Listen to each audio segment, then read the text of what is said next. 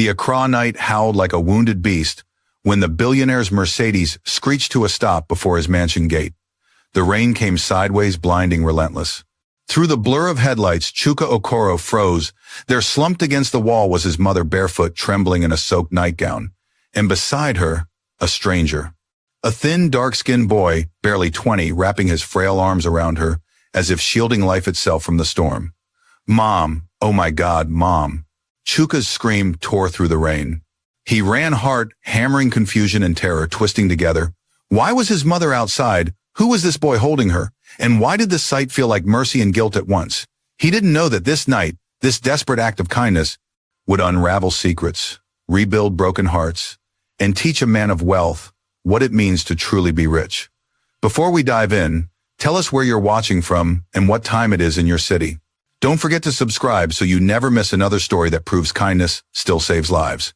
The rain had teeth that night in Accra. It didn't fall. It attacked, slicing through the air in silver streaks that blurred the edges of the world. Chuka Okoro gripped the steering wheel of his black Mercedes so tightly that his knuckles went white.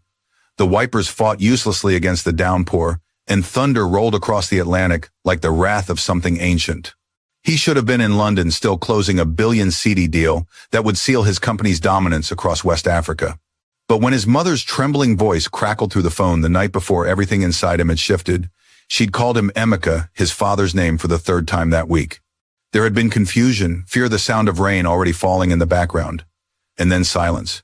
He had boarded the first flight back.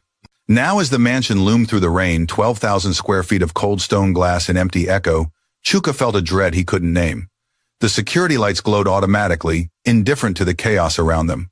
The main gate responded to his remote control with mechanical precision, a sound he had once found reassuring. But tonight it grated against his nerves. Something was wrong. The pedestrian gate, a smaller side entrance meant for staff and visitors, hung slightly ajar. Its electronic lock blinked red, malfunctioning. Again, he had meant to call the repairman weeks ago. Then he saw them. Two figures at the base of the gate, barely visible at first, like shadows crawling through the storm. As his headlights swept over them, time fractured. His mother, Mama Ifeoma, sat slumped against the wall, her thin nightgown plastered to her fragile frame, her silver hair tangled and dripping. Her bare feet rested in a puddle blue from cold. But she wasn't alone.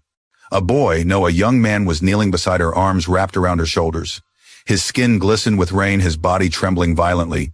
His face was half buried in her hair, as if trying to shield her from the world. "Mom." Chuka's voice broke as he flung open the car door. The storm swallowed him instantly, drenching his tailored coat and suit in seconds. "Mom, oh my God." He fell to his knees beside them. Mama Ifeoma's eyes fluttered open, cloudy, unfocused. "Emeka," she murmured, her voice small and lost. "Is it morning already?" Chuka's heart cracked. "It's me, Mama. It's Chuka. You're safe now." The young man beside her stirred. His eyes opened, dark, tired, filled with something Chuka hadn't seen in a long time: raw humanity. His lips were blue. His voice came out in broken fragments. "She was lost," he whispered. "I couldn't leave her." Then his eyes rolled back and he collapsed into Chuka's arms. For a second, the billionaire froze, caught between disbelief and panic. The boy's body was frighteningly cold, his pulse faint. He was dying. "Help!" Chuka shouted toward the security cameras that lined the walls. "Somebody get out here now." He tried to lift both of them, his mother and the stranger, but his strength faltered. Finally, his bodyguards came running from the guardhouse, faces pale in the flashing lightning. "Quick," he barked.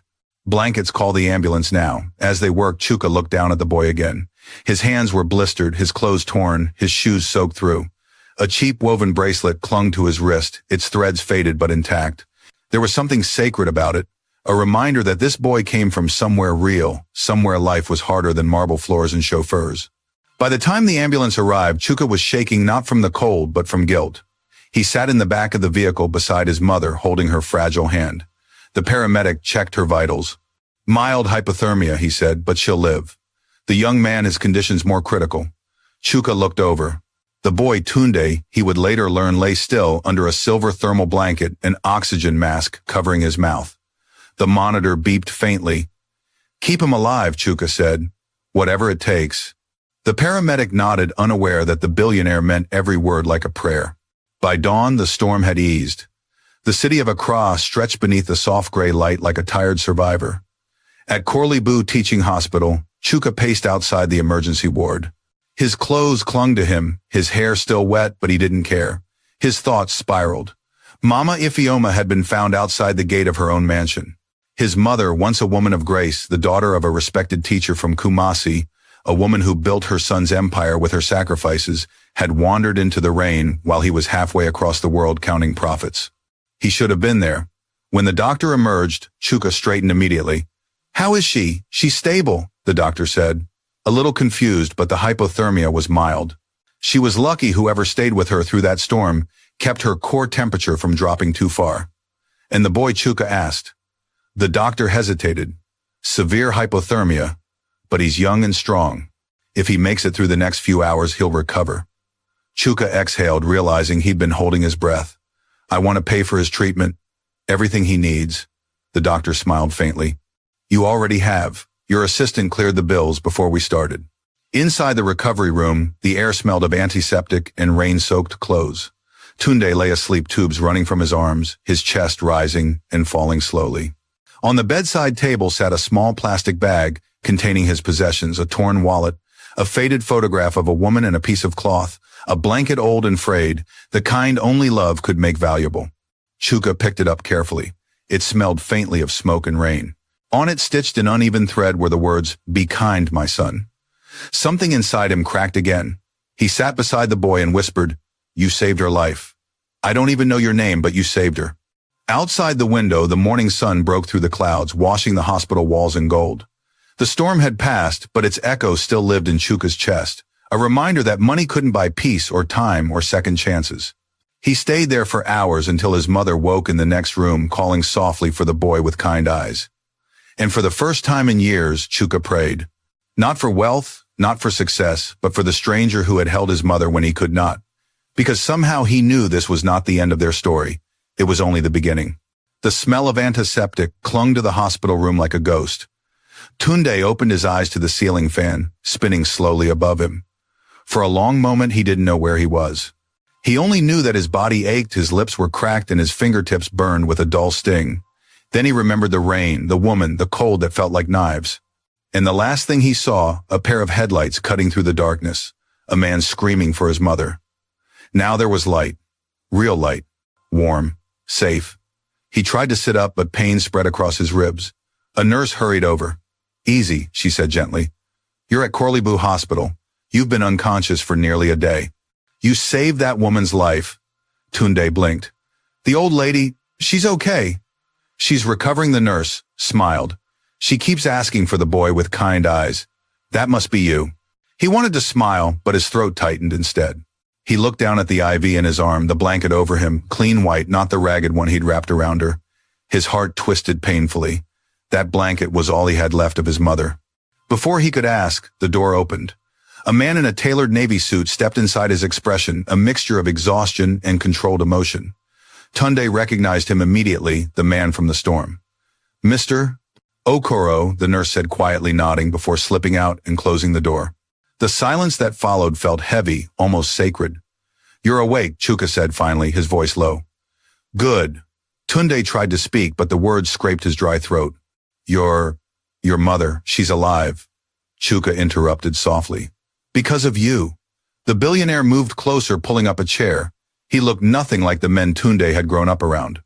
His watch could have paid a year's rent. His cologne filled the air like quiet authority.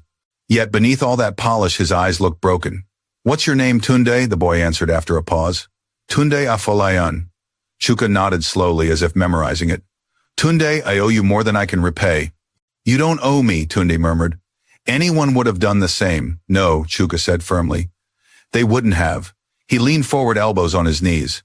"I saw the security footage. You stayed with her for hours. You gave her your coat, your blanket, your body heat, while the rest of this city slept. That wasn't luck, that was courage." Tunde looked away, embarrassed. She was cold. She was lost. You just refused to walk away." Chuka finished for him. Silence filled the room again, broken only by the rhythmic beep of the heart monitor.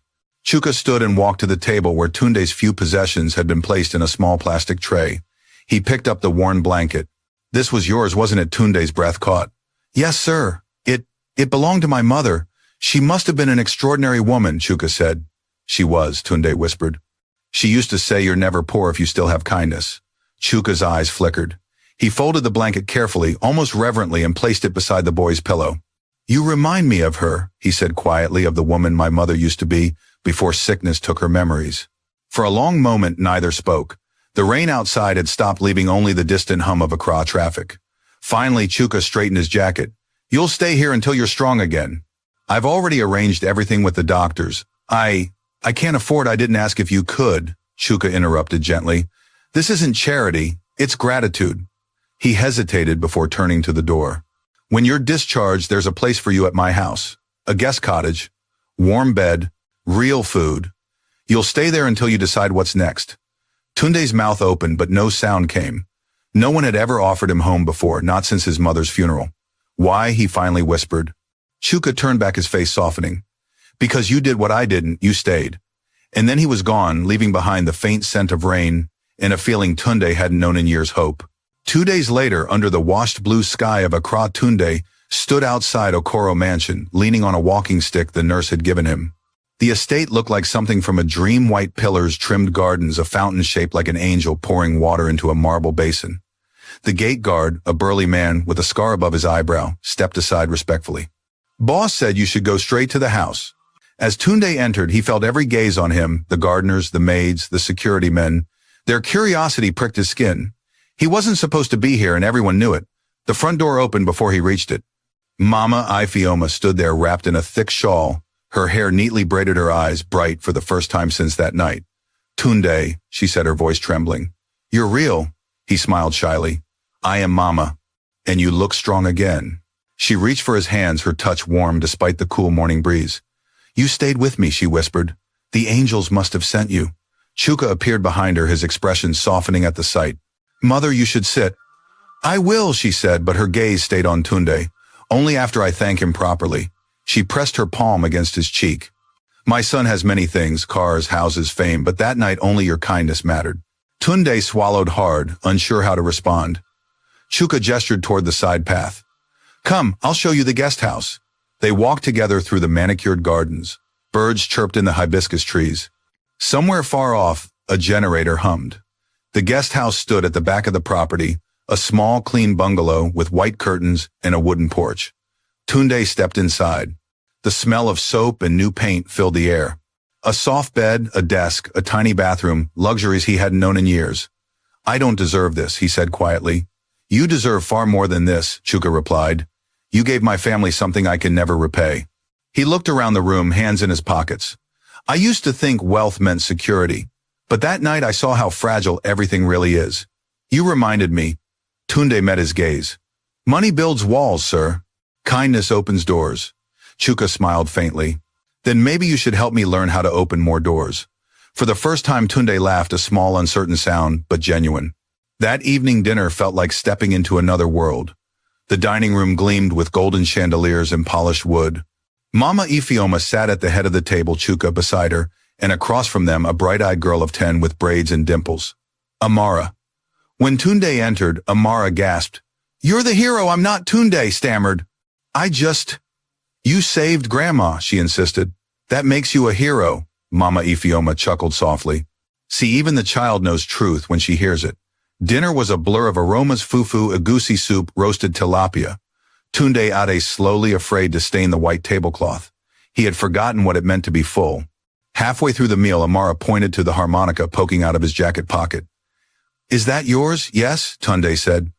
It belonged to my mother. Play something, Mama Ifeoma urged. He hesitated. His fingers shook as he brought it to his lips. The first notes came out uncertain, then grew stronger, filling the dining room with the haunting melody of Amazing Grace. By the time he finished, the room was silent except for the soft drip of tears down Mama Ifeoma's cheeks. That she whispered was the sound of angels that night. Tunde lowered the harmonica voice, trembling. It was the sound of my mother's love, Mama. I think she would have liked you. Chuka reached across the table and placed a hand over Tunde's. She would have been proud of the man you are. Outside, the rain began again, gentler this time, like a blessing. And for the first time in a long time, Tunde didn't feel like a visitor. He felt home. The next morning, the sun over Accra shone too brightly for how heavy the house felt. Chuka Okoro stood by the wide window of his mother's sitting room, staring out at the manicured gardens that looked so peaceful they almost mocked him. He hadn't slept. Every time he closed his eyes, he saw his mother lying barefoot in the storm. Her lips blue, her fragile frame pressed against that boy's body, that stranger's body. He still couldn't understand how it had happened. How could the most secure estate in airport residential let his mother wander out unnoticed? He had bodyguards, cameras, housekeepers, smart locks, all the things money was supposed to guarantee. Yet when the rain came, every system had failed. Every human had failed. And he, the son who built his empire across continents, had been thousands of miles away talking about expansion and market shares. Now here was this boy sleeping in his guest house like a ghost of mercy, a living reminder that a billionaire's protection meant nothing without presence. "Sir," the voice of patience, his longtime housekeeper pulled him from thought. "Madame Ifioma is asking for breakfast in the garden." Chuka turned nodding. "And the boy, has he eaten?" Patience hesitated. "He said he'll wait, sir. He doesn't want to cause trouble." Chuka sighed. "He already caused a miracle. Make sure he eats." The garden smelled of hibiscus and earth still damp from the storm. Mama Ifioma sat under the canopy wrapped in a blue shawl, her eyes clearer today, though the faraway haze still lingered behind them. When she saw her son approach, she smiled faintly. "My Chuka," she said, "you look tired." "I'm fine, Mama." He bent to kiss her forehead. "You weren't here," she murmured, looking past him toward the sky. "When the rain came, I was calling for you, but someone else came instead." "Yes," he said softly. "Tunda." At the sound of the name, her expression softened into something almost sacred. "The boy with fire in his hands," she whispered. "He held me like life still mattered." Chuka swallowed hard. "He's resting now. Bring him," she said suddenly. "I want to see him in the Sunday." Minutes later, Tunde stepped into the garden, wearing a clean shirt that still smelled faintly of laundry soap. His skin looked healthier, though. He moved with caution, unsure of where he fit in this gleaming world. "Good morning, Mama," he said gently. Mama Ifioma smiled, motioning him closer. "Sit, my child." He hesitated, glancing at Chuka. The billionaire nodded slightly, and Tunde took a seat beside her. "Do you know," she began, "I prayed that night not to be rescued, but to be remembered. Then God sent you." Tunde looked down, voice barely a whisper. "I just didn't want you to be alone." She reached for his hand, her touch trembling but full of warmth. "That's the greatest miracle of all, to stay when the world says leave." Chuka watched the two of them, something tight in his chest, unraveling slowly.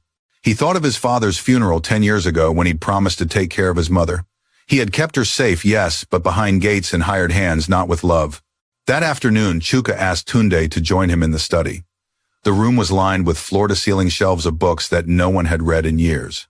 On the wall hung photographs of Chuka with presidents, investors, and actors, and in the center, a massive mahogany desk gleamed under the light. Tunde entered quietly, unsure whether to bow or stand at attention. "Sit," Chuka said, motioning to the chair across from him. "You're not in trouble," he added with a faint smile when he saw Tunde's nervous hands. "I just want to understand you." Tunde nodded. "You said your mother taught you about kindness," Chuka continued. "Tell me about her." Tunde's face softened with memory. "Her name was Ngozi. She was a teacher in Kumasi before we moved here. After my father died, she cleaned offices at night so I could finish school. She used to tell me stories when the power went out, stories of kings who ruled not with wealth but with mercy. She said mercy was the currency of heaven." He paused, his eyes glistening. "When she got sick, we couldn't afford the hospital. She died at home. All I had left was her blanket and her words." Chuka leaned back silent. The boy's voice carried the kind of pain that couldn't be faked. "What do you want now?" Tunde blinked, surprised. "Now, yes? You can't stay lost forever. You have to want something." The boy thought for a long time.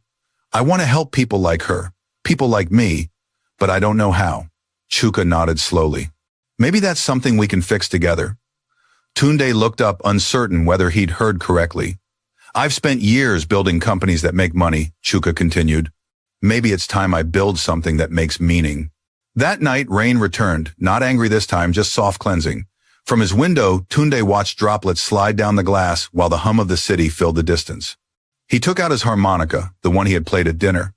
The melody drifted through the quiet halls, finding its way into every corner of the mansion. Amara, the little girl, peeked out from her room and tiptoed toward the sound. "Can you teach me?" she asked shyly. Tunde smiled. "You'd have to promise to practice." "I promise." She climbed onto the chair beside him, her small hands mimicking his. When she tried to blow a note, it squeaked so badly, they both laughed. The laughter echoed down the hallway, a sound that startled the house staff and made Mama Ifioma smile in her sleep. Upstairs, Chuka stood by the railing, listening. The melody, broken and childlike, stirred something inside him, a feeling he hadn't allowed in years. It wasn't just gratitude, it was longing. For the first time, he saw what his house had been missing all along: sound, laughter, life. The next day, Chuka gathered the staff in the foyer. The polished marble reflected their uneasy faces. "I know some of you wonder why this young man is here," he began. "Let me be clear, he is a guest of this family, not charity. He saved my mother's life and he has a place here as long as he needs it." Some nodded. Others whispered. The security chief muttered something about background checks, but Chuka cut him off. "He's staying." End of discussion. From the staircase, Tunde watched, humbled but uneasy. The words "as long as he needs it" echoed in his mind. He'd never needed anyone's permission to exist before, because no one had ever offered it. That night, he found himself in the kitchen washing dishes beside Patience, the housekeeper. "You don't have to do that," she said. "I like to feel useful," Tunde replied. She studied him for a moment, then smiled. "You already are, child. This house feels different since you came." He chuckled softly. "Maybe it just needed music. Maybe it needed heart," she said. Later, Chuka found his mother sitting by the window, staring out at the boy in the garden, teaching Amara to play the harmonica. "He reminds me of your father," she said without turning. "Not in face, but in soul." Richard always believed that kindness could rebuild nations. Chuka swallowed hard. "You think I've forgotten that? No, my son," she said gently. "You just stopped believing it could rebuild you."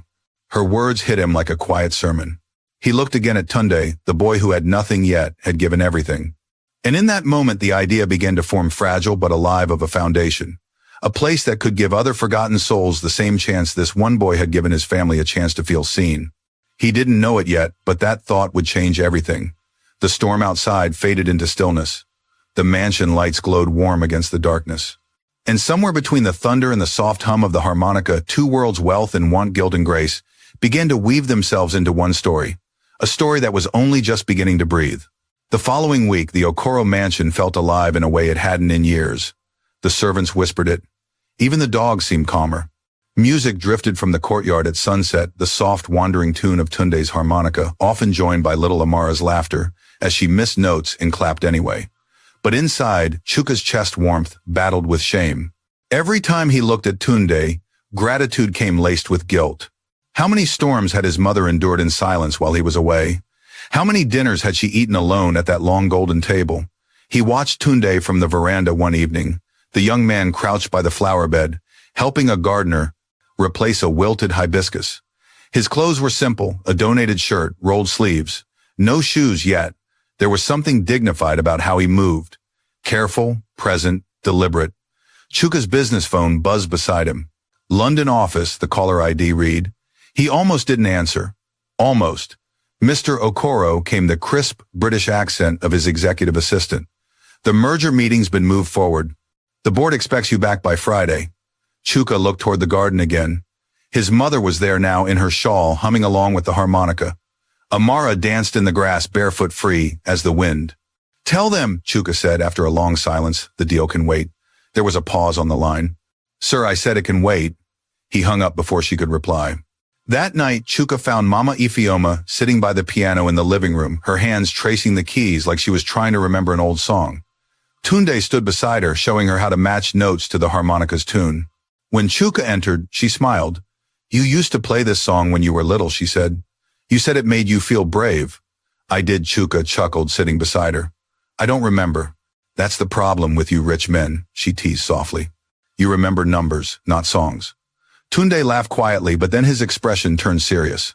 "Mama, may I ask something? Ask my son?" He hesitated. "Why were you outside that night, alone in the storm?" The question froze the air. Chuka's eyes darted to his mother. She looked down at the piano keys, her fingers trembling slightly. "I wanted to find my husband," she said simply. "In my mind, he was still out there waiting for me like he always did when it rained." Chuka swallowed the lump in his throat. "Mama?" She turned to him with fragile grace. "I know, my child. I forget things. I lose days. But that night, I didn't lose myself. I found him. In that boy's kindness." Tunde lowered his head, humbled. For a long time no one spoke, only the sound of rain tapping on the roof. Then Mama Ifeoma whispered, "When your father died, he told me, wealth without warmth is a curse. I think I forgot that. And maybe you did too." The words hit Chuka harder than he wanted to admit. Over the next few days, the rhythm of the household changed. Tunde began helping the staff sweeping, carrying groceries, fixing the security light that flickered near the gate. When the cook fell sick, he helped prepare pepper soup using his mother's recipe so rich and spicy that Mama Ifeoma said it tasted like love boiled in a pot. Chuka started spending more time at home working from his study, while Amara and Tunde played outside. Sometimes he caught himself listening for the harmonica instead of the stock alerts on his laptop, but not everyone in the house approved. One evening, while Tunde was in the kitchen washing dishes, the head guard Kwame walked in. His tone carried that sharp edge of disdain wrapped in politeness. "You've made yourself quite comfortable here," he said, crossing his arms. Tunde didn't look up. "Just trying to be useful," Kwame smirked. "Useful? You're a street boy. The boss may be blind with gratitude but don't think you belong here." Tunde's hands tightened on the dishcloth. "I never said I did," good Kwame said. "Then remember your place." He left the door swinging shut behind him. Tunde exhaled slowly. He had heard those words all his life, "know your place." But somehow they hurt more here, where for the first time he had started to believe he might have one. Later that night, Tunde went outside. The rain had stopped, but the ground still shimmered under the moonlight. He walked to the edge of the property where the old gate stood, the same one where he'd first found Mama Ifeoma. He touched the rusted metal. Memories came flooding back, the cold, the fear, her frail hand clutching his, whispering, "Don't leave me." He didn't hear Chuka approach until the man's voice cut softly through the dark. "You still come here?" Tunde turned startled. "Couldn't sleep." "Me neither," Chuka said, stepping beside him. "Every time I look at this gate, I remember that night. It feels like the place where everything broke and everything began." They stood in silence for a while. Crickets sang in the tall grass. Finally, Chuka said, "You know, I used to believe success meant never owing anyone. But now I owe you not just for saving my mother, but for reminding me that people still matter." Tunde shook his head. "You don't owe me, sir. I owe her. She gave me a reason to stay alive that night." Chuka smiled faintly. "Then maybe we're even." He looked up at the night sky, the clouds parting just enough for a few stars to peek through. "I've been thinking," he said, "about starting something new, something that helps young people who've lost their way. Maybe a home, a school, a foundation in my mother's name." Tunde turned toward him slowly. "A place like this," he murmured, "but for people like me." "Yes," Chuka said. "For people like you."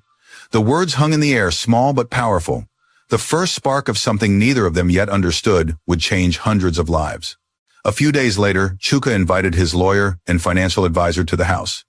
Papers spread across the dining table, proposals, budgets, legal forms. At the top of each page were the words Ifeoma Foundation. Tunde stood quietly by the wall, uncertain why Chuka wanted him there. "You'll help run it," Chuka said, suddenly looking up. "Me, yes. You'll know what they need better than anyone. We'll start small shelters, food programs, counseling, then education apprenticeships. A place for forgotten youth to find their fire again." Tunde blinked, overwhelmed. "I don't know how to run anything," Chuka smiled. "Neither did I when I started my first company. You'll learn. And you'll lead because this began with you." Mama Ifeoma, sitting nearby, clapped her hands softly. "Two sons building one legacy," she said with pride. For a brief moment, the room glowed with something beyond light, a sense of purpose. That night, as the house settled into silence, Tunde lay awake in his new room. He couldn't sleep. The idea of the foundation lit up his mind like lightning behind closed eyelids. He imagined a house filled with laughter, with warmth, with young people who didn't have to choose between hunger and hope. He thought of his mother's blanket, now folded neatly at the end of his bed. "Be kind, my son." He whispered it aloud, the words like a vow. From the hallway, a soft voice answered, "You already are." He turned. It was Mama Ifeoma leaning on her cane, smiling. "Go to sleep, child," she said. "Tomorrow the work begins." He nodded. "Yes, Mama." As she shuffled away, he lay back down, eyes open, watching the moon trace patterns on the ceiling. He was no longer the boy who slept on pavements or behind shuttered shops. He was part of something now, not just a family, but a purpose. And though the rain had stopped, he could still feel its rhythm somewhere inside him, steady and alive, like a second heartbeat. Because that storm hadn't just changed one night, it had changed him. Morning light poured through the glass walls of the Okoro estate, gilding the marble floors in gold. Birds danced above the fountain outside, and the smell of fresh kenki and coffee drifted from the kitchen. For the first time in years, the mansion felt awake, not because of wealth, but because of people. Tunde walked across the courtyard, barefoot, the dew cool beneath his feet. In his hands was a tray pap for Mama Ifeoma, toast and eggs for Amara, and black tea for Chuka. He still couldn't believe the way his days had changed, no longer wandering the streets, but waking to serve and be needed. "Mama, breakfast," he said softly as he entered her room. Mama Ifeoma sat by the window watching the garden. Her eyes were distant but peaceful. "I used to wake up to the sound of market women calling outside our old home in Kumasi," she said, smiling faintly. "Now it's birds. God truly has a sense of humor." Tunde laughed quietly and set down the tray. "He does, Mama." She turned to look at him. "Do you know, child, I sometimes forget faces now, even my own son's, but never yours. Maybe kindness leaves a mark stronger than memory." He didn't know how to reply, so he bowed his head. She reached for his hand. "Promise me something, Tunde. Anything, Mama. When this foundation begins, don't let it become another palace for rich men to feel holy. Build it for people who have nothing but hope." Tunde's voice caught. "I promise." By noon, the mansion buzzed with preparations. Architects, assistants, and contractors came and went. Chuka stood in the center of the living room with rolled blueprints under his arm, his phone pressed to his ear. "No, Desmond," he said firmly. "We're not building another corporate headquarters. We're building a home. Keep the costs down and the heart up." "Yes, the heart." He hung up, noticing Tunde watching from the doorway. "What's that look for?" "You sound different when you talk about this place," Tunde said. Chuka smiled. "That's because for once I'm building something I actually believe in." He gestured toward the blueprints. "Look, the main house will hold dorm rooms for 20 plus a study hall. There'll be a workshop in the back for carpentry and tailoring and a small music room." "I remembered your harmonica." Tunde's eyes widened. "You remember that?" Chuka chuckled. "Hard to forget when you play it at sunrise every day." The two men stood side by side studying the plans. It wasn't just a building anymore. It was a second chance for both of them. That afternoon they drove together through the outskirts of Accra, scouting for land. The city slowly gave way to red earth and scattered palms. Children chased after their car, laughing, shouting, White Benz, White Benz." Tunde watched them from the window, a lump forming in his throat. "That was me once," he said quietly, "running after cars that would never stop." Chuka glanced at him. "And now you're inside one." "I still don't feel like I belong here," Tunde admitted. "Sometimes I wait to wake up and find myself back under the bridge near Makola Market." Chuka's voice softened. "Maybe belonging isn't about where you came from. It's about what you build next." They stopped at an open field near the edge of the city, half overgrown, bordered by mango trees and a dried-up stream. The soil was rich, the air clean. "This," Chuka said, stepping out of the car, "feels right." Tunde knelt, digging his fingers into the red dirt. "It feels alive." Chuka smiled. Then it settled. This will be the Ifeoma Foundation, a home for hope. As they stood there, wind brushing their faces, the weight of what they were creating began to sink in. Days turned into weeks. The mansion became a hive of planning. Mama Ifeoma oversaw everything with gentle authority, though her memory flickered like an old candle. Sometimes she'd forget Tunde's name mid-sentence, only to recall it moments later with joy. "Ah, my son of kindness," she'd say, and everyone would smile. Amara drew crayon sketches of the new home, colorful houses filled with laughing children, and pinned them all over the walls. Chuka began taking fewer business calls and more community meetings. He started visiting local youth centers, talking to pastors, social workers, and teachers. He learned the names of the streets where children slept, the alleys where girls disappeared, the corners where hunger waited. And always beside him was Tunde, asking questions, taking notes, seeing his city through new eyes. "You're good at this," Chuka told him one evening as they walked back from a shelter. Tunde shrugged. "I just listen. That's exactly what makes you good." One night, a storm rolled over Accra, heavy drumming, insistent. The kind that made the world smell like rain and electricity. Tunde couldn't sleep. The thunder brought back memories of that first night, Mama shivering his arms around her, the desperate need to keep her alive. He got up, stepped outside into the courtyard, and tilted his face to the sky. Rain soaked him instantly, but he didn't move. Inside, a light flicked on. Chuka appeared under the archway, holding 2 mugs of steaming tea. "Do you ever get tired of storms?" he asked, walking over. "Never," Tunde said. "They remind me that even heaven cries." Chuka handed him a mug. "You talk like a poet." "My mother used to write little poems on scraps of paper," Tunde said, smiling faintly. "She said words can feed the soul when food runs out." Chuka sipped his tea in silence. Then he said, when this foundation opens, I want you to be more than a worker, Tunde. I want you to lead it with me. Tunde blinked, stunned. Lead, I'm not qualified. You're more qualified than any of my executives. You've lived the story we're trying to change.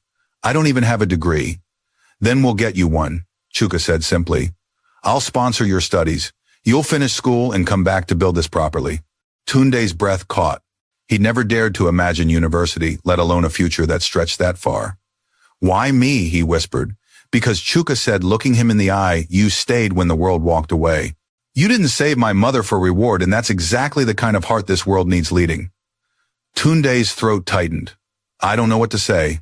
Say you'll try. He nodded. I'll try. The rain softened, turning into a mist that glittered under the garden lights. Somewhere in the distance, thunder rolled like applause. The next morning, Chuka called a family meeting at breakfast. Mama Ifeoma sat in her wheelchair, Amara beside her, swinging her legs. The staff gathered quietly at the edge of the dining hall. Chuka stood holding a document. I have an announcement, he said. The Ifeoma Foundation will break ground in 3 weeks, and Tunde, he paused, smiling, will serve as its first director in training. The room murmured. Amara gasped and clapped. Mama Ifeoma beamed, but Tunde just sat frozen. He wanted to refuse to say it was too much, but when he met Mama's eyes, he saw only pride and peace. Come here, my son, she said. He walked over, kneeling beside her chair. She cupped his face in her thin hands. Do you see now, God never wastes storms. He only waits for hearts willing to listen. Tunde pressed his forehead to her hands. Thank you, Mama. Chuka placed a hand on his shoulder. And thank you, brother. Brother. The word landed like sunlight. Not a guest, not a stranger, a brother. That night, after everyone had gone to bed, Tunde sat by the window staring out at the dark horizon, where the city lights shimmered faintly. His harmonica rested on his lap. He thought about how far he'd come from sleeping under a torn billboard to planning homes for others, from being invisible to being trusted, from being alone to belonging. He raised the harmonica to his lips and began to play slow, soulful notes that drifted through the quiet house. In her room down the hall, Mama Ifeoma stirred and smiled in her sleep. Chuka, half awake, listened from his study, the sound filling his heart with something he hadn't felt since childhood peace. And outside, the first light of dawn crept over Accra, washing the city in gold. The storm had ended. But its echo, the one that began at a broken gate in the arms of a poor boy and a lost woman, was just beginning to shape the future. Because sometimes a single act of kindness doesn't end a story. It starts a new one. 2 months later, the once empty field at the edge of Accra had become a place of rebirth. Bulldozers carved roads through the red earth, the scent of rain mixing with dust. Steel beams rose like the skeletons of future dreams. A signboard at the gate read in bold letters, Ifeoma Foundation, a home for hope. On the day the first wall went up, Tunde stood beside Chuka, hard hat slightly too big for his head, clipboard clutched in his hands. The workers greeted him with respect, calling him Boss Jr. He wasn't used to it, and every time they said it, he smiled awkwardly, but inside a small flame of pride began to glow. Remember, Chuka said, pointing toward the construction layout, we start with the dormitory and the classroom blocks. Keep it simple, keep it solid. No glass towers, no ego projects. Tunde nodded. It's not supposed to impress rich people. It's supposed to shelter poor ones. Exactly, Chuka said. They watched in silence as cement was poured and hammers struck in rhythm. The sound felt like a heartbeat, steady, determined. When the first foundation stone was laid, Mama Ifeoma was brought in her wheelchair to bless the site. Her voice trembled as she prayed, may this ground remember every tear that built it, and may no one who enters here feel invisible again. The workers echoed amen, their voices rolling through the afternoon heat like thunder. In the weeks that followed, Tunde's days blurred into motion. He coordinated supply trucks, argued politely with contractors, and made sure the construction crew had enough water and meals. His once slim frame grew sturdier, his confidence steadier. At night, he'd sit on the unfinished steps of the dormitory and write in a small notebook sketches of ideas for youth programs, notes on job training, and fragments of his mother's sayings. Kindness is the seed, not the harvest. Forgive faster than you fail. He wrote not to dream, but to remember. One evening, while checking material invoices, Tunde noticed a strange pattern, repeated amounts, inflated costs on steel delivery. The signature line carried a name, Kwame Owusu, the estate's security chief. Tunde frowned. He didn't want to believe it, but the math didn't lie. Someone was siphoning money. He brought the file to Chuka's office, hesitant. The billionaire sat behind his desk reading through company reports, his tie loosened. Sir Tunde said quietly, placing the documents down. I think there's a problem. Chuka looked up. Problem, Tunde explained what he found. As he spoke, Chuka's expression darkened, not in anger at Tunde, but at the betrayal in his own house. Kwame's been with us for 8 years, Chuka said bitterly. I trusted him with everything. Tunde hesitated. Sometimes trust blinds us to small shadows, sir. Chuka exhaled. You're right. Leave it with me. I'll handle it. But that night, Tunde couldn't shake the unease. Something about the numbers, the deliveries didn't feel like a small theft. It felt organized. 2 days later, trouble arrived. A construction truck, supposedly carrying building sand, overturned at the site. When the police came, they found not sand but bags of cement stamped with another company's logo smuggled through forged receipts. Chuka's business reputation began to ripple through the media. Headlines read Philanthropy or Fraud Okoro's Foundation under fire. The reporters camped outside his mansion. Sponsors hesitated. The same people who had toasted his generosity at cocktail parties now whispered in corners. That night, Chuka slammed the newspaper down in fury. They think I'm using charity to launder money. My mother's name dragged through mud. Tunde stood beside him. Then we clean it with truth, Hal Chuka demanded. They've already decided I'm guilty. Then let them see who you really are. Let them meet the people we're building for. Chuka blinked the rage in his face, giving way to something steadier purpose. A public open day, he said slowly. Before it's even finished. Yes, Tunde said. Let them walk through the rooms, meet the workers, hear Mama Ifeoma's blessing. Let the story tell itself. Chuka nodded. You'll organize it. Me, you're the heart of this place. I'll handle the board. You handle the people. The following week, under the blazing Ghanaian sun, the open day began. Dozens of visitors streamed in, journalists, church leaders, local families, even skeptical donors. The half-built dormitories stood like monuments of faith amid red earth and wind. Tunde guided the guests through the site, showing them each room, each beam, explaining how local youth were being trained as apprentices during construction. This foundation isn't about pity, he said to a group of journalists. It's about possibility. He pointed toward a group of young workers mixing cement. Half of them were sleeping on the streets 3 months ago. Now they're building futures their own. The crowd murmured in approval. Cameras clicked. When Mama Ifeoma was wheeled onto the platform for her speech, the entire site fell silent. Her voice trembled, but her eyes blazed with clarity. This home began in the rain, she said. One night, a poor boy chose to stay beside an old woman. Now that boy builds houses for those who have no roofs, and I am proud to call him my son. Applause thundered across the site. Even the journalists who came for scandal stood clapping, their eyes moist. Chuka stepped forward, taking the microphone. My mother is right. I built empires that meant nothing. This, he gestured to the walls rising behind him. This is the only legacy I want. When the event ended, the news coverage flipped overnight. New headlines appeared, from storm to sanctuary. Okoro family turns pain into purpose. That night back at the mansion, Chuka poured Tunde a glass of malt drink. You saved us again, he said. Tunde smiled. You saved yourself, sir. I just held the torch. Chuka laughed. Then keep holding it, because tomorrow we break ground on the training center. But fate wasn't done testing them. The next morning, a call came from the hospital. Chuka dropped his coffee mid-sip. Mama Ifeoma's collapsed, the nurse said. Within minutes, they were racing through Accra's traffic. Sirens wailed as the car sped through intersections. Tunde prayed silently the entire way. At Korlebu Hospital, the doctors worked behind the curtain. Chuka paced his hands, shaking. When the doctor finally stepped out, his face was grave. She's stable for now, he said. But her heart is very weak. The stress of the last few days.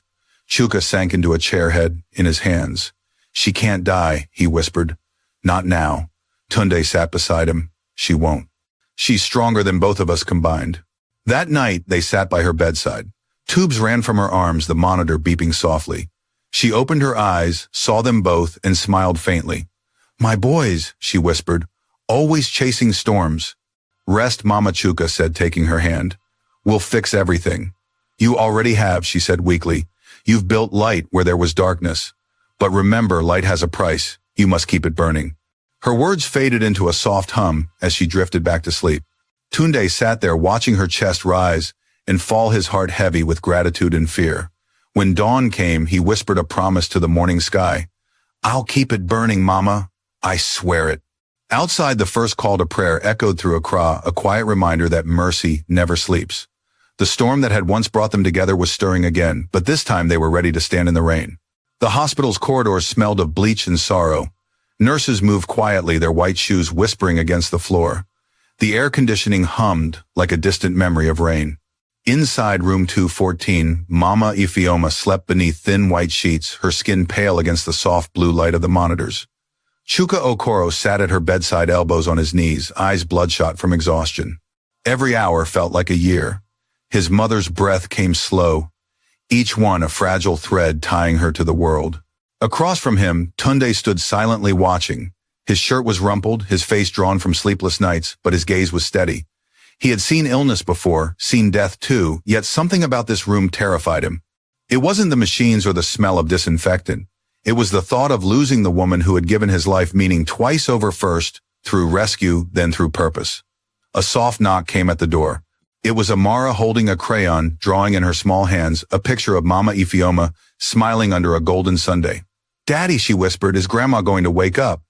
Chuka swallowed hard before answering. "We hope so, my love."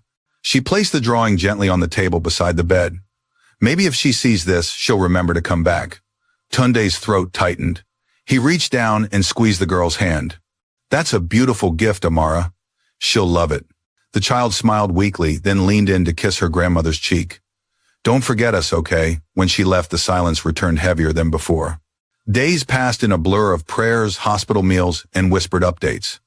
Outside, the foundation's construction continued, though slower, without its guiding light. Chuka visited the site daily between hospital shifts, his clothes still smelling faintly of antiseptic. Tunde managed the workers in his absence, often returning to the hospital after dusk with photos of progress to show Mama Ifeoma, even though she hadn't opened her eyes in 3 days. One evening, Chuka came back from the site, dust still clinging to his trousers. He placed a stack of reports on the table and sighed. "Everything's on schedule, but the new donors are hesitating again. They think this illness is bad luck. Let them go," Tunde said firmly. "We'll build without them if we have to." Chuka looked up. "You sound like her." Tunde smiled faintly. "Maybe I've been listening too closely." They both fell silent eyes on the sleeping woman who had stitched their lives together. That night, Tunde stayed behind while Chuka took Amara home for a few hours of rest. He sat by Mama's bed, the faint beeping of the monitor, his only companion. Her hand lay limp on the blanket, the veins thin as paper. He reached for his harmonica, the one she'd asked him to play the night of her recovery months ago. Holding it gently, he whispered, "One more song for you, Mama." The tune began soft and fragile, weaving through the sterile air like smoke. It wasn't Amazing Grace this time. It was a song his own mother used to hum when she cooked on quiet evenings, a song about patience, about finding God and waiting. As the notes trembled from his lips, something shifted. Mama's fingers twitched. Her eyelids fluttered. Tunde froze mid-note. "Mama," he whispered, leaning forward. Her lips parted, dry and cracked. You still play," she murmured. Tears filled his eyes instantly. "Always, Mama." "I never stopped." She smiled faintly, her gaze unfocused but full of warmth. "The music found me," she whispered. "I was lost and it called me home." He laughed through his tears. "Then don't go wandering again, you hear?" Her eyes drifted to the window. "Promise me something, Tunde. Anything. When I'm gone, don't let him forget who he is. My son, he carries too much pride and too much pain. You must remind him that love, not success, is his inheritance." Tunde's voice shook. "Don't say when." "Mama, you'll be here to see the first house open." But she only smiled, that quiet, knowing smile of someone who's seen too much of both heaven and earth. "Every foundation must have a cornerstone," she whispered. "Mine is already laid." Her hand slipped from his. The monitor began to beep faster, then slower. Nurses rushed in. Someone shouted for the doctor. Tunde stepped back, the harmonica falling from his fingers, his chest tightening as the world collapsed into white noise. Within minutes, the line on the screen went flat. The funeral was held a week later beneath the wide mango trees behind the foundation site. The city's rich came in black suits and sunglasses. The poor came barefoot, clutching wilted flowers. Chuka stood before the crowd, face pale, voice breaking as he spoke. "She taught me that kindness is the only currency that never loses value. I lost my mother twice in this life, once to sickness and once to my own distance. But she returned, not through miracles but through mercy, through a boy who showed her the heart of God. He turned to Tunde. Their eyes met, one full of grief, the other of reverence.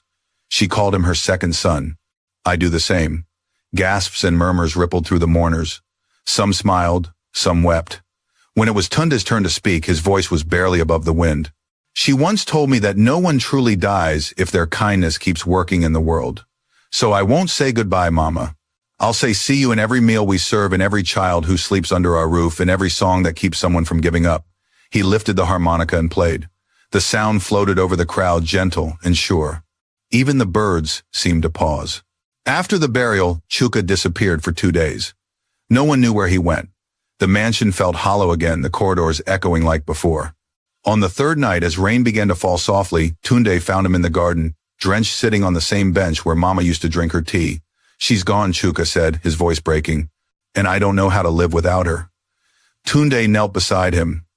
You live for her now. That's the difference. Chuka stared at him, eyes filled with anguish. You don't understand. I built my whole world around making her proud. Now there's no one left to see it. There is, Tunde said quietly. Look around, sir. The people building the foundation, the children waiting for a home, they're all her eyes now. Chuka's breath trembled. You sound like her again. Then listen like she would. For a moment, neither spoke. Rain pooled at their feet, the garden lights shimmering through the drops. Finally, Chuka whispered, She told me once that you reminded her of my father. Tunde smiled faintly. She told me you reminded her of God, stubborn, loving, and sometimes too slow to forgive. That made Chuka laugh through his tears. She really said that. She did, Tunde said, and I think she was right.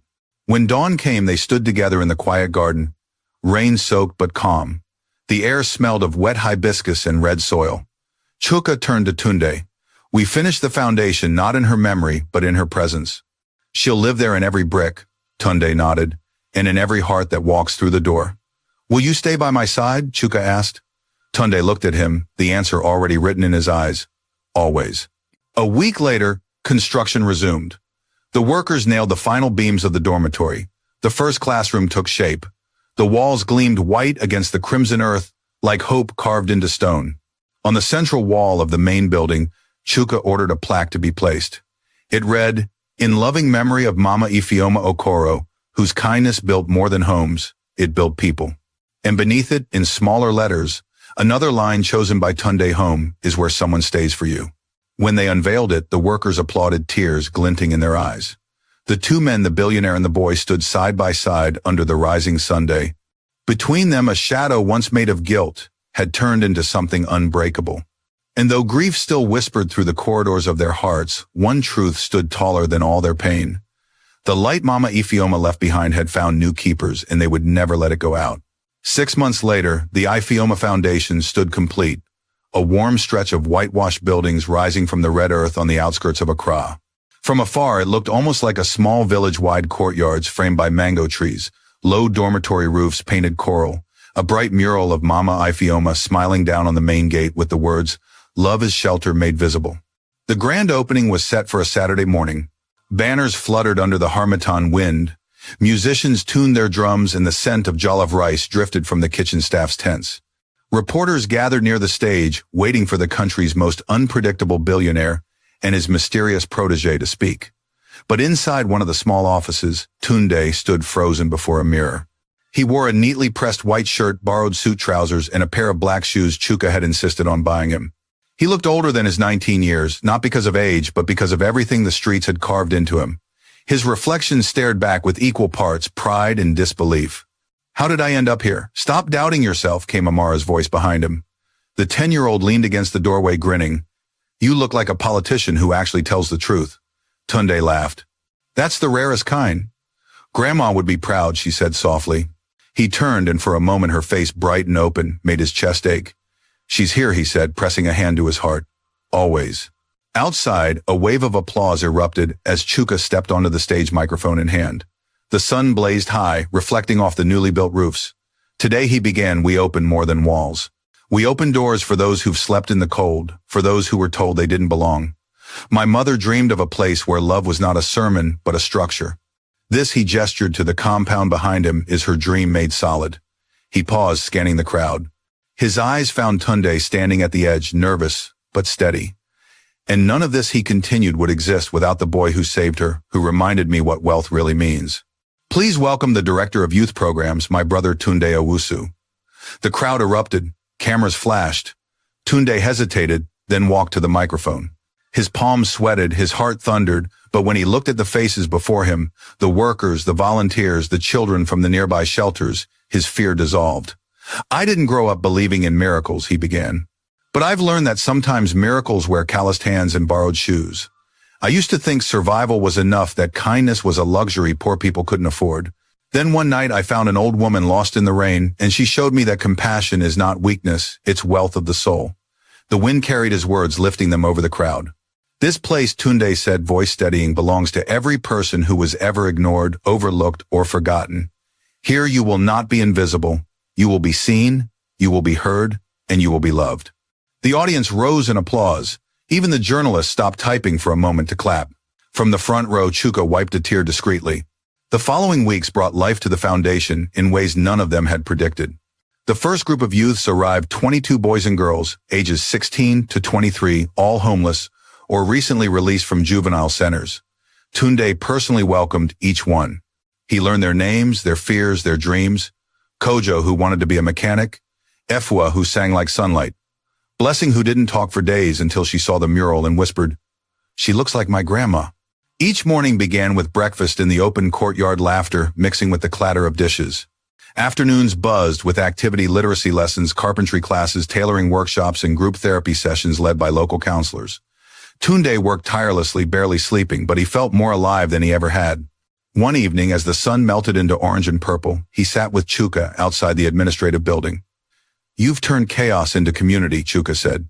"Do you realize that?" Tunde smiled faintly. "I just did what she asked," kept the light burning. Chuka looked around at the dormitories, glowing with laughter, at the smell of stew drifting from the kitchen, at the sound of drums somewhere in the distance. "It's brighter than I ever imagined." Then his tone shifted. "But brightness attracts attention, and not always the good kind." Tunde frowned. "What do you mean there's talk in certain circles?" Chuka said. "Politicians want a piece of this. They see votes and headlines, not lives. They're offering funding, but they'll want control." Tunde's jaw tightened. "We can't let them turn kindness into a campaign." "I agree," Chuka said, "but we need resources to grow.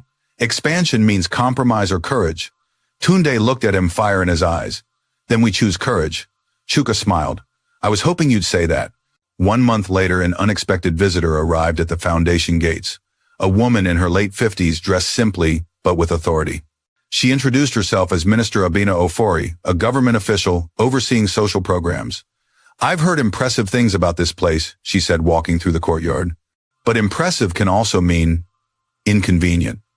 Tunde met her gaze. "We're not here to impress anyone, ma'am, just to help." Abena smiled tightly. "Help requires money, and money requires permission. The state could make your work easier, or bury it in paperwork," Tunde said calmly. She chuckled. "You speak boldly for someone so young.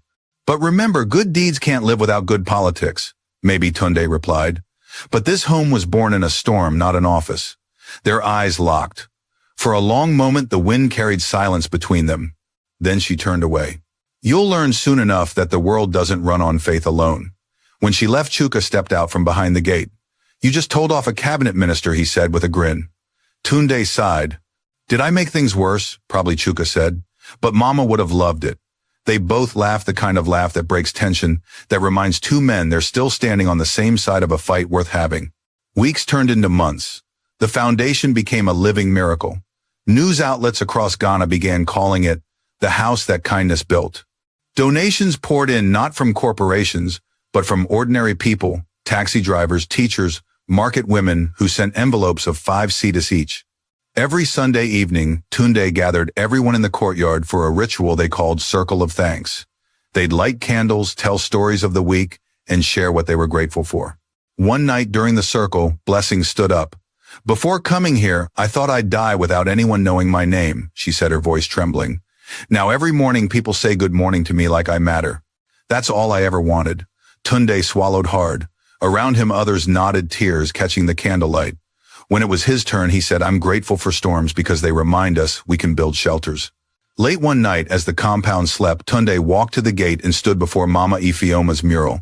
The moonlight made her painted eyes shimmer as though alive. He whispered, "We did it, Mama. You were right. Kindness never dies, it multiplies." From behind him, Chuka's voice answered quietly. She'd be proud of her sons. Tunde turned. Chuka was holding a folder, documents freshly signed. "What's this?" Chuka handed it to him. "Official papers. The foundation is now in your name as co-director. You're not my assistant anymore, Tunde. You're my partner." Tunde's eyes widened. "I can't accept this. You already earned it," Chuka interrupted. "I was born into wealth. You were born into struggle. But you built something money never could, faith. And that's the real foundation."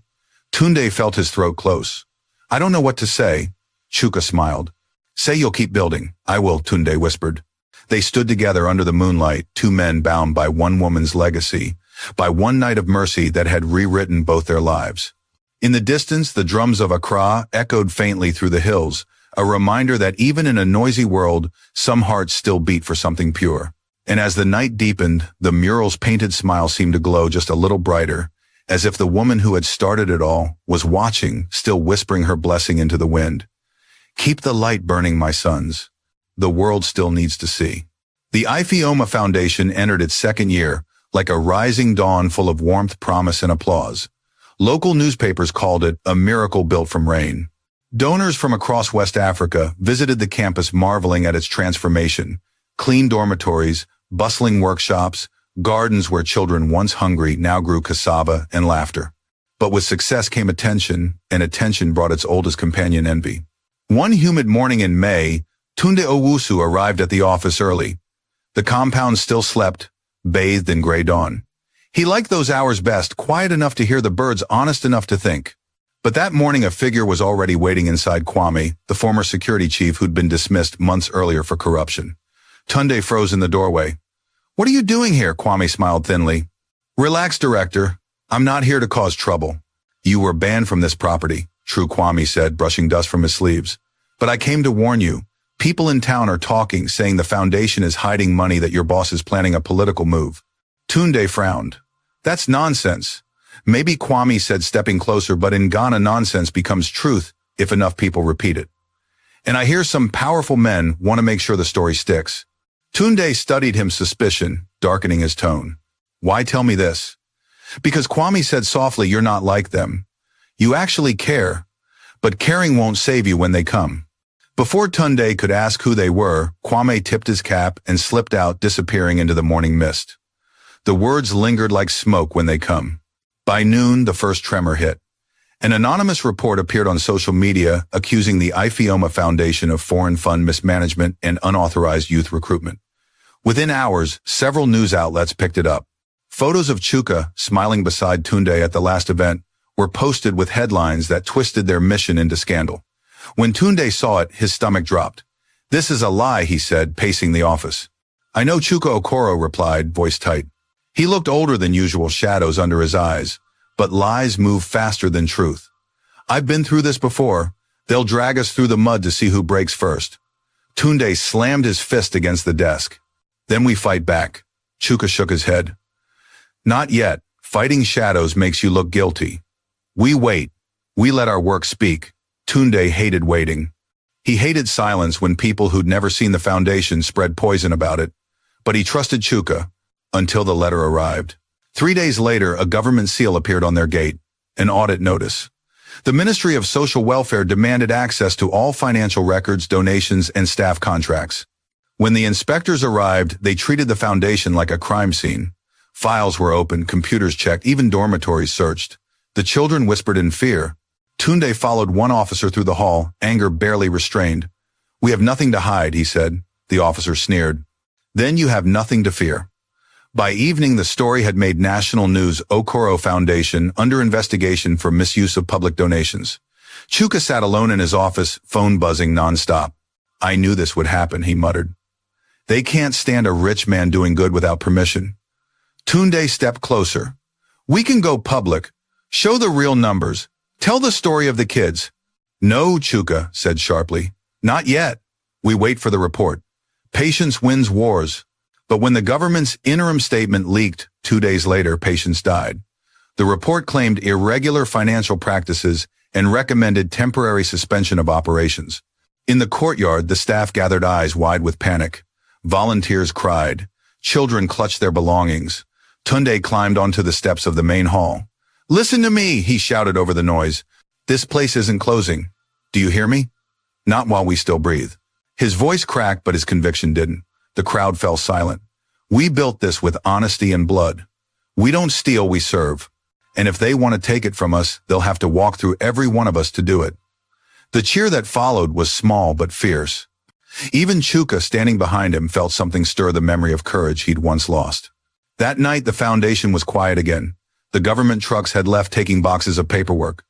The lights in the main building burned late as Chuka and Tunde pored over old files. At one point, Tunde looked up, exhaustion heavy in his eyes. "Do you think they'll shut us down?" Chuka didn't answer at first. He reached into his drawer, pulled out a worn envelope, and handed it to Tunde. Inside was a letter written in Mama Ifeoma's careful script. "For my sons when storms return." Tunde read aloud. "When the rain falls again, remember that truth needs time to shine. Don't chase lightning. Build a roof for those still under the rain. The world may doubt what it doesn't understand, but faith is a patient builder." He set the letter down slowly. "She knew," he whispered. Chuka nodded. She always knew. For a long time, neither spoke. The hum of the generator filled the silence like a heartbeat. Finally, Chuka said, "If they take this place, we'll start again. Somewhere else. Smaller. But we won't stop." Tunde nodded. "We'll never stop." The next week felt endless. Donations froze. Volunteers withdrew out of fear. Even some of the older children whispered about leaving. Then one evening, while the compound prepared for lights out, a young journalist named Miriam Boateng arrived. "I've seen the reports," she said, "but something doesn't add up. The numbers they accuse you of mishandling, I traced them. They lead to a ghost company registered under the same name as your former contractor." Kwame Tunde said instantly. Miriam nodded. "Yes, the same man dismissed last year." Chuka's eyes flashed with recognition. "He's been working with the minister's people." Miriam handed them a flash drive. "Everything's here, receipts, signatures, proof of who really diverted the funds. Publish it carefully. The truth is your strongest weapon." Tunde stared at her. "Why are you helping us?" She smiled. "Because I grew up like your students. And I remember what it felt like when people only told half the story." The next day they called a press conference on the foundation grounds. The crowd that gathered was tense, half expecting confession, half expecting collapse. Chuka took the stage first. "They said we were thieves," he began, "but thieves hide in darkness. We built this place in light." Then he gestured to Tunde. "My brother will show you what they didn't want you to see." Tunde connected the projector and displayed the files Miriam had uncovered. The evidence was clear: fake invoices tied to Kwame's alias bank records, linking him to government accounts. Gasps rippled through the audience. When he finished, Tunde said quietly, "The people who tried to destroy us forgot something: kindness keeps receipts, and truth always finds its way home." The reporters erupted. Cameras flashed. Within hours, the story spread. Ifeoma Foundation, vindicated, corruption ring exposed. The same minister who once threatened them now faced an inquiry. Kwame was arrested 2 days later, trying to flee the country. That evening, as twilight settled over the compound, Tunde and Chuka sat beneath Mama Ifeoma's mural. The sky glowed amber, the air humming with cicadas. "She did it again," Tunde said. "Even from beyond, she saved us." Chuka smiled faintly. "No, you did. You carried her faith when mine ran out." Tunde shook his head. "We both carried her, just on different shoulders." They fell silent, watching the children in the courtyard play a game of tag, their laughter echoing against the walls that had almost been lost. After a while, Chuka said, "You know, every great thing faces a shadow. Maybe that's how we prove it's real." Tunde looked up at the fading light. "Then let the shadows come. We'll just keep building fires." Later that night, Tunde stood alone before the mural, tracing the words etched below. "Home is where someone stays for you." He whispered, "We're still staying, Mama. We're still here." And somewhere in the stillness carried by the night wind came the faintest whisper, or maybe just memory, saying, "Back? Then my work is done." The moon rose above the foundation, casting silver light on the roofs below, light that no scandal, no envy, no storm could ever erase again. Because the house built by kindness had already weathered its darkest rain. A full year passed after the storm of scandals and trials. The Ifeoma Foundation not only survived, it thrived. Its name became a symbol whispered with respect across Ghana, Nigeria, and Sierra Leone. Journalists who once hunted for dirt now came searching for inspiration. Universities invited Tunde Owusu to speak about leadership and redemption. Newspapers wrote of Chuka Okoro as the billionaire who learned to kneel. But neither man saw themselves as heroes. They knew the price that had been paid in tears, sleepless nights, and the silent strength of a woman whose voice still guided them from memory. On a warm Sunday morning, the foundation courtyard was filled with life. Children played football barefoot, dust rising beneath their laughter. A group of girls practiced sewing in the shade of the mango trees. On the far side, a choir rehearsed their voices, carrying joy into the blue across sky. Tunde stood near the garden, watering a bed of hibiscus. A few petals brushed his wrist, soft, crimson, familiar. Mama Ifeoma had loved these flowers. She said they reminded her of resilience. Cut them, and they bloom again. He looked up to see Chuka approaching, dressed in a simple white kaftan, holding 2 mugs of steaming tea. "Morning, my brother," Chuka greeted. "Morning, sir, Chuka," Tunde corrected, smiling. "Still can't stop calling me sir, can you?" "Old habits die hard." Chuka handed him a mug. "So do good ones." They stood side by side, watching the courtyard bustle. After a moment, Chuka said quietly, "I got a call from the ministry this morning." Tunde's eyebrows rose. "More inspections? No. Invitations." He passed his phone to Tunde, who scanned the email. "The government of Ghana requests the partnership of the Ifeoma Foundation in a national youth empowerment initiative." Tunde whistled low. "That's big." Chuka nodded. "They're offering funding and freedom to operate across regions. It's what we dreamed of." "But what's the catch?" "None this time," Chuka said. "The minister who caused us trouble last year was forced to resign. The new one, she used to volunteer here as a student." Tunde smiled. "God really writes the long stories, doesn't he? Always with plot twists," Chuka replied with a chuckle. They fell silent again, listening to the choir's soft harmonies. At noon, they gathered everyone in the hall. The air was thick with excitement. Students, staff, and volunteers filled every seat. The foundation's blue and white banner hung proudly behind the podium. Chuka stepped up first. "My family," he began, voice firm but warm, "our work is expanding. The government has invited us to build satellite centers in 3 new cities, Kumasi, Takoradi, and Tamale. This means more lives, more chances, and more responsibility." Applause rippled through the room. He gestured toward Tunde. "And this man, my brother, your teacher, will lead the new central campus. The board has decided he'll officially serve as executive director." The room erupted in cheers. Amara jumped from her chair, clapping wildly. Even the older staff whistled. Tunde stood frozen, his mouth open. "Executive," what Chuka grinned. "You heard me." When the noise died down, Tunde approached the microphone. His voice trembled at first. "I don't deserve this." "Yes, you do," Amara shouted. He laughed softly, then grew serious. "When I came here, I didn't know where I belonged. I just wanted to stay alive long enough to see one more sunrise. But now I know belonging isn't found, it's built. Brick by brick, act by act, moment by moment, and all of you helped me build mine." He paused, looking around at the faces, workers, students, children, strangers who had become home. "So if I stand here today," he said, "it's not as a director but as proof. Proof that mercy works, that love works, that Mama Ifeoma was right, kindness doesn't retire." The hall exploded in applause, again louder, this time with laughter and tears mixed in. Outside, a gust of wind swept through the open windows, rustling the curtains. Some swore later they could hear a faint, familiar voice in that wind, soft like a mother's prayer. That evening, Tunde and Chuka sat on the steps of the courtyard. The sun dipped low, painting the sky gold and rose. "Do you ever think she's watching?" Tunde asked. "Every day," Chuka said.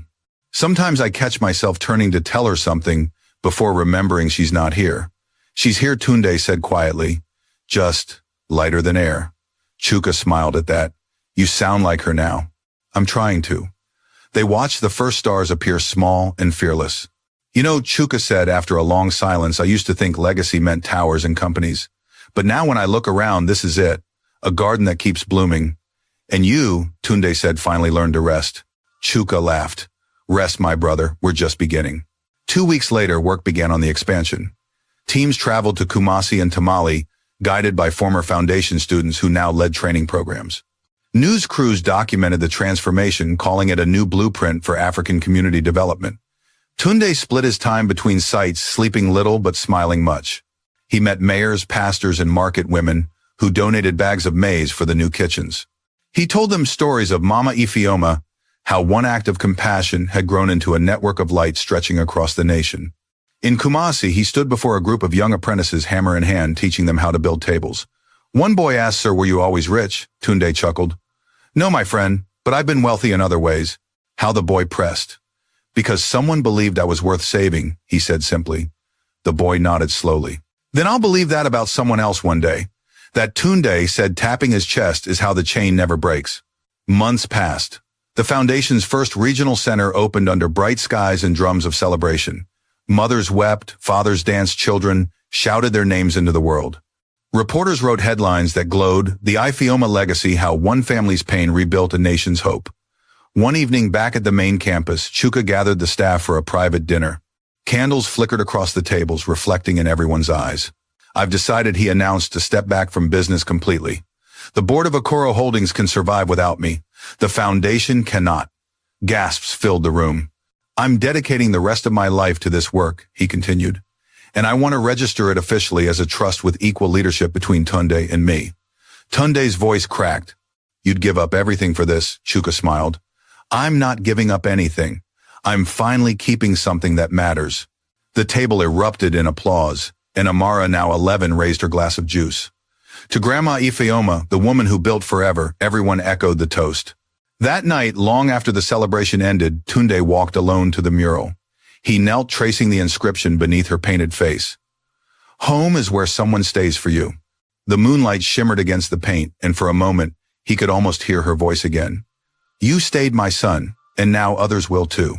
Tunde closed his eyes. "Rest now, Mama. We'll take it from here." Behind him, the compound glowed, dormitories alive, with laughter, classrooms buzzing with dreams. Somewhere a child played his harmonica badly, but with joy, the melody wobbling but sincere. And as the first light of dawn touched the roofs of the foundation, it seemed to whisper across the land, through every city, every heart, every memory that had once known darkness. Kindness does not die. It simply changes hands. In that moment, the story of the Okoro family and the boy from the storm became more than history. It became a living promise that no matter how fierce the rain, there will always be those who stay, who build, who believe. And so the house that kindness built never slept again. It kept its lights on for every lost soul who came knocking.